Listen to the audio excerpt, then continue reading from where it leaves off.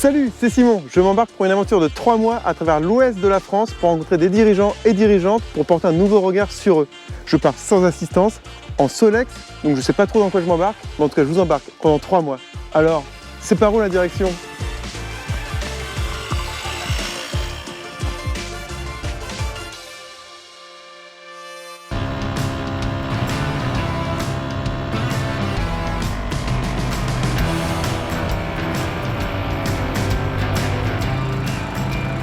C'est déjà la dernière étape aujourd'hui, je suis à Mouzeil en Loire-Atlantique, donc plus très loin de Nantes, pour rencontrer Jacques François qui est président des Harpes Camac. Donc j'ai hâte de vous le présenter et puis voilà pour le dernier épisode, j'espère que ça va vous plaire. Bonjour Jacques. Bonjour Simon, bienvenue. Clap et c'est parti. Donc je m'appelle Jacques François. On est où ici ? Et on est dans la fabrique des Harpes Camac. Et sur la carte, c'est où exactement ? Sur la carte, on est au nord d'Ancenis. Ça s'appelle Mouzeil. C'est dans un petit triangle autour de 3 villages qui s'appellent Ligné, Couffé et Mésanger. Donc au fin fond de la Loire-Atlantique. Une harpe, déjà, c'est un instrument qui remonte à la préhistoire, puisqu'on retrouve les plus anciennes harpes dans les peintures rupestres sur les grottes préhistoriques. Et elle a bien évolué depuis, et aujourd'hui, elle se caractérise par sa forme triangulaire, dans laquelle sont tendues des cordes. Et c'est vous qui faites tout, ici ? Et nous, on fabrique tout, sauf les cordes. Okay. Les cordes, c'est un métier vraiment à part, un métier de fabricant de cordes. Ça implique beaucoup de techniques et de matériaux que nous, on ne maîtrise pas, parce que c'est soit le filage du métal, soit le traitement du boyau naturel, ou voire les cordes en nylon, où là, c'est carrément de la chimie. Donc nous, on ne fait pas du tout les cordes. Donc concrètement, le bois arrive chez vous ? Le bois arrive chez nous, sous la forme vraiment brute on va dire un tronc d'arbre coupé en planches, en tranches. En fait, on reçoit le bois sous 3 formes. En bois massif, donc vraiment des troncs d'arbres qui ont été débités. On voit encore l'écorce, parfois encore la mousse. Je trouve ça vraiment magique. Donc le bois qui vient, le bois massif, les plaquages, qui sont des tranches très fines de bois qui ont été coupées selon différentes techniques, mais en tout cas, c'était des petites feuilles de bois qui font entre 1,5 mm et 2 mm d'épaisseur. Et puis les panneaux de multipli, donc là, c'est des assemblages où on a collé les plaquages les uns aux autres en inversant le fil du bois à chaque couche. Alors ça s'appelle ça s'appelle contreplaqué, quand on parle de bois peut-être un peu bas de gamme. Pour le bricolage, Okay. Mais sinon, voilà, on dit multiplie. Donc vous avez ces 3 types de bois-là, puis ensuite vous faites les différentes étapes de fabrication. Okay. Ouais, on va du bois brut qu'on débite pour fabriquer les éléments qui vont servir à fabriquer la harpe. Et puis tous ces éléments-là vont ensuite être ajustés, collés. Donc la première partie, c'est un travail de menuiserie, donc pour fabriquer tous les éléments de la harpe. Et après, c'est la partie d'ébénisterie pour ajuster et pour vraiment assembler la harpe.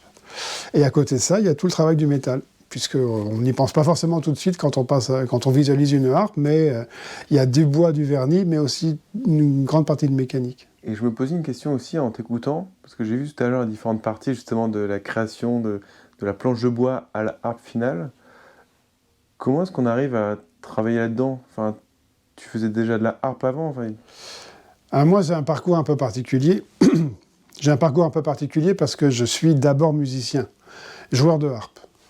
C'est pas moi qui ai fondé l'entreprise. En ce moment, cette année, on fête les 50 ans. Donc, les fondateurs étaient 2 frères, Gérard et Joël Garnier, qui ont fondé l'entreprise il y a 50 ans pour fabriquer tout un tas d'instruments de musique. À l'origine, c'était même pas pour faire des harpes, c'était pour fabriquer des instruments d'Amérique du Sud. Et puis la harpe est arrivée là parce qu'il y a eu la vague folk où la harpe celtique a été remise au goût du jour par Alan Stivell.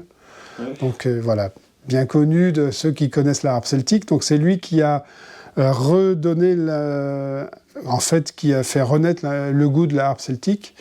Et ça a développé toute une demande pour répondre à laquelle Camac a répondu en fabriquant des harpes.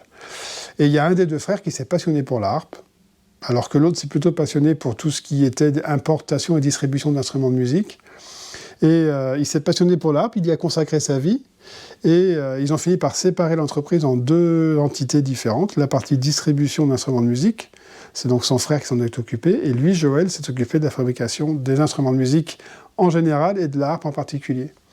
Et moi, je suis arrivé là-dessus en 88, jeune harpiste qui avait fini mes études. Et donc, je connaissais Joël Garnier depuis l'enfance. En fait, j'avais, étant du coin et ayant appris la harpe au conservatoire, j'ai connu la harpe celtique, forcément, de par mes origines familiales, parce que mon père était musicien avec Alan Stivell, en fait.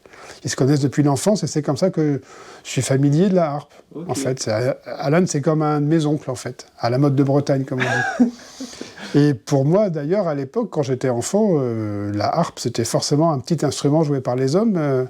Et quand je suis allé au conservatoire, j'ai découvert que c'était plutôt un grand instrument joué par les femmes. Donc j'ai découvert la réalité de cet instrument-là quand je suis allé au conservatoire. Et à côté de ça, ayant la chance d'avoir, par le plus grand des hasards, le seul fabricant de harpe à 20 minutes, une demi-heure de route de Nantes, forcément, quand on joue de la harpe, on sait forcément qu'il y a un fabricant là, et je l'ai connu. Je l'ai connu comme ça, je l'ai connu aussi parce que ma mère était directrice d'un centre culturel breton à Nantes, où il y avait des cours de harpe pour adultes. Et forcément, il a fallu acheter des harpes, et c'était des harpes qui venaient d'ici, quoi.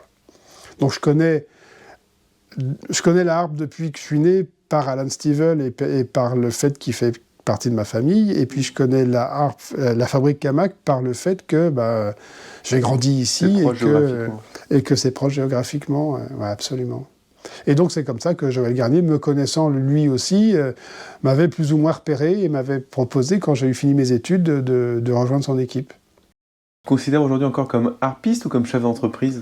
Les deux, parce que c'est difficile de nier que je suis quand même responsable d'une entreprise qui est assez importante quand même. Et combien de salariés ? 50. Donc voilà, c'est un petit peu de responsabilité, donc que j'assume avec plaisir, hein, c'est pas la question, c'est pas que j'y suis pas allé contre ma volonté ou à l'insu de mon plein gré, c'est vraiment, ça me plaît, quoi. Tout en étant conscient que je suis à peu près compétent dans mon domaine, mais je serais incapable de gérer une autre entreprise, quoi. Là, j'ai tout appris ici, je sais comment ça fonctionne, je connais bien mon produit, je connais très bien le produit, le milieu où on est, mais par contre, je suis pas compatible avec une autre activité, quoi. Je suis avant tout, je suis les deux, musicien, joueur de harpe et chef d'entreprise. Mais je pourrais pas, comment on va dire, me recycler dans un autre domaine, quoi. T'es sûr, même en chef d'orchestre ? Ouais, même en chef d'orchestre, ouais. Même en chef d'orchestre, non. J'ai fait des études de direction quand j'étais au conservatoire. Ouais. C'est vraiment... Pendant pas mal de temps, quand j'étais jeune, j'avais monté une petite formation à Nantes, là, avec des amis musiciens. Donc, et évidemment, c'est moi qui dirigeais l'orchestre, et je trouvais ça vraiment l'éclate, quoi. C'était super. Tu quoi comme instrument dans le... Quatuor à cordes, quelques vents, percus. C'était assez hétéroclite. Donc je faisais tous les arrangements, et puis j'ai écrit aussi pas mal pour l'orchestre, dont notamment un concerto que je me suis écrit pour moi-même. C'était assez... tout ça, c'était avant de venir ici, c'était vraiment quand j'étais ado, quoi. Et puis oui, quand j'étais au conservatoire, j'avais pris quelques cours de direction aussi, de direction d'orchestre. Ouais. Mais non, mais c'est un métier, quoi. Je veux dire, c'est facile de faire les gestes, quoi, mais après... la réalité, c'est vraiment un métier, quoi. Est-ce que tu penses qu'il y a un parallèle quand même entre chef d'orchestre et chef d'entreprise sur... Il y a beaucoup de chefs d'orchestre qui font le parallèle et qui font des conférences. C'est pour ça que je demande. Oui, c'est ça. Ouais. Effectivement, il faut faire jouer ensemble la même partition. Après, dans un orchestre... Et puis c'est pareil, c'est un groupe d'humains où il y a beaucoup d'antagonisme. Oui, en tout cas, de relations qu'il faut gérer entre les personnes. Oui, le parallèle, il est intéressant parce que quand on peut retrouver des points communs à ce niveau-là, et puis l'objectif de créer quelque chose, et puis de s'améliorer, et puis ouais. il y a un parallèle aussi avec une équipe de foot ou avec... l'autre jour, j'étais à une conférence où c'était le sélectionneur de l'équipe de France de rugby qui était là et qui faisait exactement les mêmes parallèles entre le monde de l'entreprise et puis gérer... et puis un projet d'une équipe nationale comme ça. Oui, un grand chef cuisinier, il va faire exactement les mêmes parallèles. Je veux dire, dès qu'on a un groupe c'est ça, la métaphore. qui travaille ensemble pour aller dans la même direction, on peut faire la même métaphore exactement. Alors c'est sûr que dans notre domaine où c'est musical, le parallèle il est encore plus facile, quoi. Mais après, la limite, c'est que le chef d'orchestre, il fait interpréter une partition qui a déjà été figée et déjà jouée par des tonnes de musiciens avant lui. Il va en donner sa version, n'empêche que c'est pas lui qui a écrit la partition et puis qu'il est ni le premier ni le dernier à la jouer, quoi. Alors que nous, de chaque instant, la situation elle évolue. Alors moi, je dis ça avec toute la réserve qui fait que, liée au fait que dans le marché de la harpe, on a quand même une inertie qui nous permet de voir avec un certain recul l'évolution du marché, quoi. On n'a pas tout à coup un Amazon qui arrive et qui bazarde tout, le modèle économique. Donc on est un peu protégé de ce genre de choses, quoi. On n'a pas tout à coup des nouveaux compétiteurs qui émergent d'un coup du jour au lendemain. C'est tellement de technique et des savoir-faire, tellement... Ouais. D'une part, c'est très technique et des savoir-faire qu'il faut intégrer. Et puis, un autre côté, c'est qu'il y a aussi l'aspect service après-vente.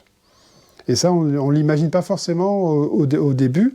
Quand on appréhende ce métier-là, et il y en a qui s'y sont cassés les dents, c'est que fabriquer une harpe, c'est super compliqué, mais on peut encore le faire. Faire un instrument qui sonne bien, si on prend le temps qu'il faut, on peut finir par y arriver.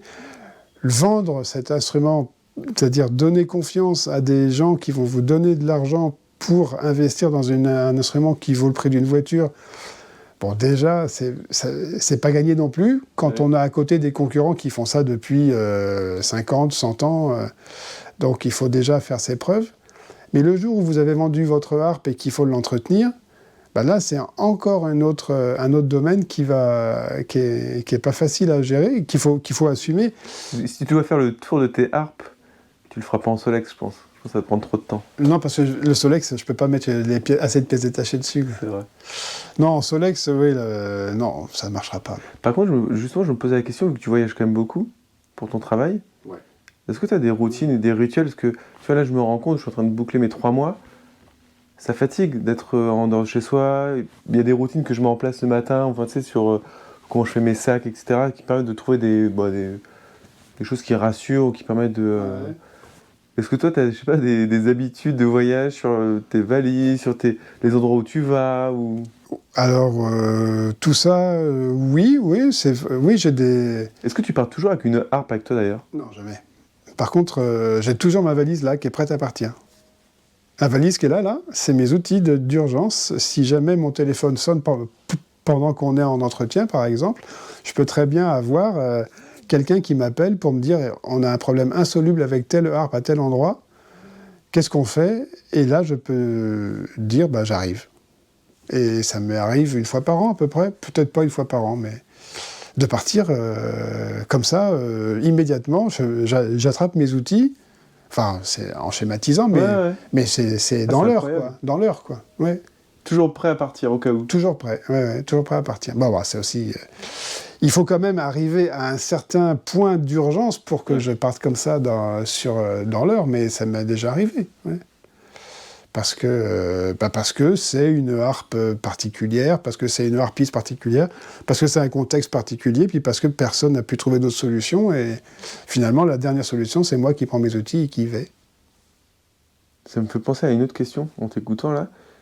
Dans l'ordre des priorités, quand tu prends des décisions dans ton quotidien, est-ce que la priorité maximale, c'est-à-dire avant femme, avant ami, avant même... Toi, si tu avais prévu de faire quelque chose, je sais pas, une activité sportive, artistique ou autre, si une harpiste avec telle harpe t'appelle, c'est priorité numéro 1 oui. avant tout. Ah oui, oui. Avant même tes propres besoins ou avec ta femme ou avec des... Ah oui, oui, mais c'est Numéro un. absolument sans aucun doute. Ouais. Mais je réfléchis même pas comme ça, c'est tellement viscéral que de savoir qu'une harpiste m'a fait confiance, qui joue mes harpes, est dans une situation où elle ne peut pas faire son métier, où elle ne peut pas compter sur moi, oui, tout de suite, je prends mes outils, je vais là-bas et je la dépanne. Ah, et quand tu dis que c'est viscéral, c'est vraiment, tu pourrais pas te dire, bah, va attendre un peu. Mais elle peut pas attendre. Et dans mon ordre de priorité, il n'y a rien qui peut être supérieur à... Enfin, j'en sais rien, c'est jamais... Il n'y a jamais rien qui m'a empêché de me dire je peux pas le faire parce que j'ai tel truc, quoi. Mais est-ce que c'est pas... Parce que sans rien... Enfin, on verra, mais sans rien dévoiler de secret, tout à l'heure, j'ai vu une affiche où tu as joué en Chine à la Cité Interdite avec ta femme qui est aussi harpiste. Est-ce que le fait que ta femme soit aussi harpiste, ça permet, elle comprend les enjeux ou elle comprend les urgences absolues parfois de devoir prendre la valise pour aller réparer une harpe à l'autre bout du monde? Oui. Bon, ça aide peut-être. Tu veux dire par rapport, rapport à la famille, de dire ciao, je dois faire... Ouais. Oui, bah, ça c'est sûr qu'elle est bien placée pour comprendre ce que c'est que d'être une harpiste professionnelle de haut niveau, parce que quand même, évidemment, je ne vais pas partir pour le premier amateur qui lui pourrait attendre, par exemple. Même si chaque client, j'ai la même implication dans la confiance qu'il me témoigne, mais c'est vrai que c'est pas, on peut pas, il faut relativiser, quoi. Je veux dire, un professionnel de haut niveau qui est sur une scène avec une échéance professionnelle son métier n'a pas la même, voilà, c'est ça, exactement, c'est sa vie. Et il m'a fait confiance pour cet outil qu'on lui a fabriqué et dont il dépend totalement. Et donc oui, ma femme, elle est exactement dans ce profil-là, et elle comprendra tout à fait. Mais c'est même entre nous, il n'y a même pas la question de savoir de comprendre ou pas. La question ne se pose pas. Je veux dire, si demain elle-même elle est appelée pour remplacer une harpiste qui peut pas, qui est malade, qui s'est blessé à la main ou que sais-je. Comme c'est déjà arrivé, mais la question ne se pose même pas, évidemment. Et voilà, ça marche dans les deux sens. Mais c'est surtout, c'est pas tellement... En fait, j'avais jamais réfléchi sous cette... Parce que pour nous, c'est tellement naturel que la question se pose même pas. J'avais même pas pensé qu'elle pouvait se poser, en fait. C'est surtout le fait que moi, je sois harpiste et que je sache ce que c'est que d'être derrière un instrument qu'on ne maîtrise absolument pas et que personne d'autre ne peut nous aider que le gars qui l'a fabriqué, c'est ça qui me donne en fait cet engagement viscéral de me dire mais voilà, je le prends vraiment personnellement. Alors peut-être trop, je sais pas. Mais en tout cas, je le prends vraiment personnellement d'assurer que le gars qui m'a fait confiance puisse faire son boulot avec la harpe qu'on lui a fabriquée. C'est marrant, quand je parle, j'entends ma voix résonner dans la harpe que derrière. Ah bah oui, là, c'est sûr que là, ça... Quand on fait un son grave, oh. Tu l'entends ou pas? Oui, bien sûr. J'y fais même plus attention, mais oui, à vivre au milieu des harpes, on est habitué, ça s'appelle la résonance sympathique. C'est quoi la résonance sympathique? Bah, quand les cordes se mettent à vibrer par sympathie avec les fréquences, avec leur propre fréquence, quoi. Ah, c'est énorme, une résonance sympathique. Ouais. C'est le nom que ça porte. Quand tu as un corps qui vibre à une certaine fréquence et que tu émets cette fréquence, il se met à vibrer par sympathie, ça s'appelle. Ah bah ça me le fait sur mon Solex aussi, où en fait le bidon de Solexine qui est devant la roue, au bout d'un moment il se met à vibrer avec le moteur, et il fait ouh, et il rajoute un son en plus dans le... Oui, mais là il peut y avoir aussi une transmission mécanique aussi, là. Parce qu'il fait partie de l'objet qui vibre. Par la tige en métal, là, t'as raison. Ouais. Donc alors que la résonance par sympathie, ça se fait simplement par la fréquence, quoi, sans qu'il y ait de contact physique. Ok. Et oui, et tout à l'heure on disait qu'avec tout le travail que tu as fait, tu as réussi à retranscrire le son que tu avais dans la tête, enfin, dans l'oreille, dans le bois, dans la harpe, avec la forme convexe spécifique, et que c'est un peu l'accomplissement dans ton entreprise pour toi. Dans ma recherche d'amélioration du son, oui. Ouais. Pas dans l'entreprise en elle-même, parce que j'ai plein de projets maintenant à côté de celui-là. Hein. Non, mais ce que j'ai atteint le niveau que je voulais donner à la qualité acoustique des harpes. Alors quand on fabrique un instrument de musique, arriver à améliorer, enfin, le principal critère auquel on pense tout de suite, parce qu'il est évident, c'est la qualité du son, quoi, de la sonorité. Donc voilà, ça oui, je peux dire que j'ai vraiment trouvé comment construire les fondations de la qualité du son de nos harpes, telles que je l'imaginais. Mais après, on peut créer des nouveaux modèles, on peut développer, on peut monter des projets, on peut... C'est quoi ton plus grand rêve par rapport à tout ça? Ça, c'est une bonne question. Je ne me suis pas posé la question vraiment dans ce sens-là. Parce que j'ai plein de petits rêves et puis je les réalise les uns après les autres. Je n'ai pas spécialement de plus grands rêves, en fait. Il n'y a pas une salle de concert où tu aimerais entendre une de tes harpes sonner, ou un ou une musicienne que tu aimerais voir poser les doigts sur une de tes harpes, ou une partition qui, toi, te transporte plus qu'une autre? Je sais pas, mais... Oui, non, c'est une bonne question. Je ne me la suis jamais posée. Est-ce que je rêverais? Non, je ne peux pas dire c'est un rêve. Oui, ça me ferait plaisir d'être dans la salle à Carnegie Hall et que sur la scène, s'il y a une de mes nouvelles harpes qui soit jouée. Bon, c'est déjà arrivé, mais je n'étais pas dans la salle, donc j'aimerais bien le voir. Voilà, c'est ça. J'aimerais bien être à la Philharmonie de Berlin et que dans l'orchestre, il y ait une de mes harpes. C'est déjà arrivé, mais j'y étais pas, donc j'aimerais bien le voir, mais c'est plutôt que ça fait plaisir, quoi. Ça ferait plaisir, mais je mets pas là le mot, c'est pas un rêve. C'est pas un rêve, non. C'est un souhait. Ouais, ça me ferait plaisir ça me ferait plaisir de le voir, quoi. Ça me fait toujours plaisir quand il y a quand on a travaillé pour accomplir quelque chose, pour créer un instrument comme ça, et que en face, il y a la rencontre avec le musicien qui trouve que oui, c'est ça qu'il a besoin, c'est ça qu'il recherche. C'est grâce à ça qu'il va pouvoir exprimer sa musique. Et ça c'est formidable.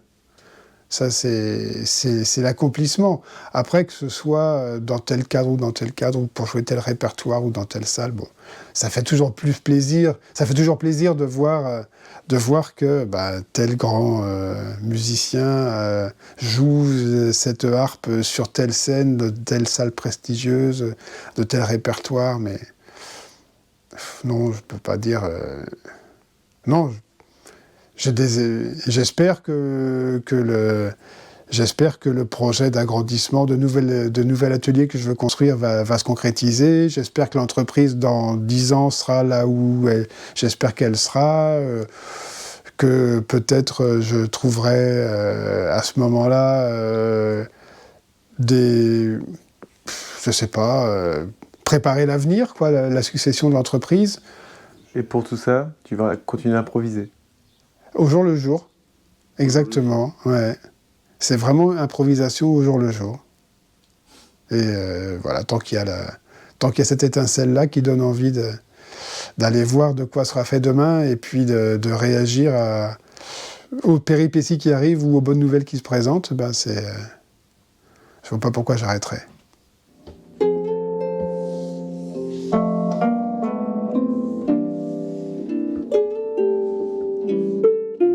C'est par où la direction? C'est par où la direction? Écoute, je te souhaite de la trouver comme moi j'ai trouvé la mienne.